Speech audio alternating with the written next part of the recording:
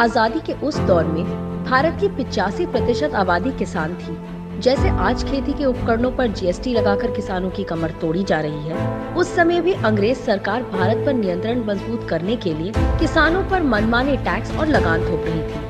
कांग्रेस तब भी अंग्रेजों की राह में सबसे बड़ी बाधा बनकर खड़ी हो गई थी और इस दौर में भी किसानों की जमीन छीनने वाले दमनकारी भूमि अधिग्रहण कानून के रास्ते में कांग्रेस चट्टान की तरह खड़ी हो गई और उसे वापस करवाकर ही दम लिया।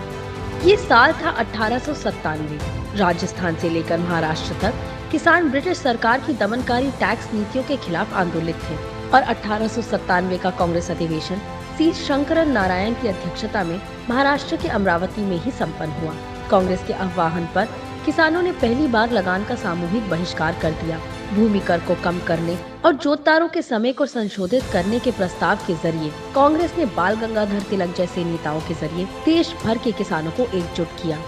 इसी दौरान दक्कन महाराष्ट्र में एक गैर राजस्व आंदोलन का आयोजन किया गया, जिसमें तिलक की पुणे सार्वजनिक सभा के सदस्यों और पुणे के छात्रों ने जमींदारों से अंग्रेजी हुकूमत को राजस्व का भुगतान न करने का आह्वान किया।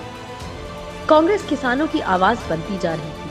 1897 के इस देशव्यापी किसान आंदोलन ने ब्रिटिश हुकूमत की चिंताएं बढ़ा दी थी। भारत माता की आजादी की लड़ाई में चंपारण से बरदौली तक किसान कांग्रेस के साथ कंधे से कंधा मिलाकर खड़े थे।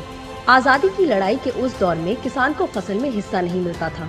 आज उसे समय पर बीज और फसल का सही मूल्य नहीं मिल रहा। आज भी अंग्रेज हुकूमत की तरह आवाज उठाने पर किसान पर लाठी गोलियों की बौछार की जाती है। टैक्स से लेकर बिचौलियों की मुनाफाखोरी तक आज हालात अंग्रेज राज जैसे ही हैं। आज फसल बीमा में भ्रष्टाचार तब के ब्रिटिश अत्याचार से कम नहीं है, मगर देश का किसान कांग्रेस के साथ मिलकर तब भी लड़ा था और अब भी लड़ेगा।